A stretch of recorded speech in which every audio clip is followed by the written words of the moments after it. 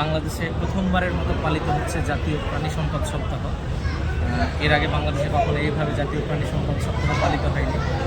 তো এটা মূলত আগারগাঁও পুরাতন যে বাণিজ্য মেলা সেই জায়গায় হচ্ছে। আমরা এখন এইখানে অবস্থান করছি, আপনাদেরকে বিভিন্ন স্টল এবং সেট ঘুরিয়ে ঘুরিয়ে দেখাবো যে কোন কোন প্রতিষ্ঠান এখানে এসেছে বা কোন কোন খামারিরা এখানে পার্টিসিপেট করেছে।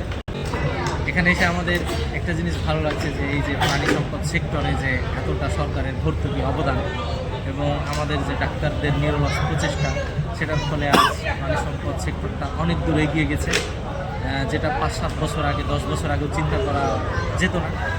কিন্তু এখন এই জিনিসগুলো ভালো লাগে যে আমাদের সেক্টরটা বেশ ডেভেলপ করেছে। প্রত্যেকটা ফার্মের ওনার যারা রয়েছে তারা নিরলসভাবে চেষ্টা চালাচ্ছে এবং এখানে প্রত্যেকটা ফার্মারই তাদের ফার্মের যে এক্সক্লুসিভ কালেকশানগুলো রয়েছে সেগুলো নিয়ে আসার চেষ্টা করেছে।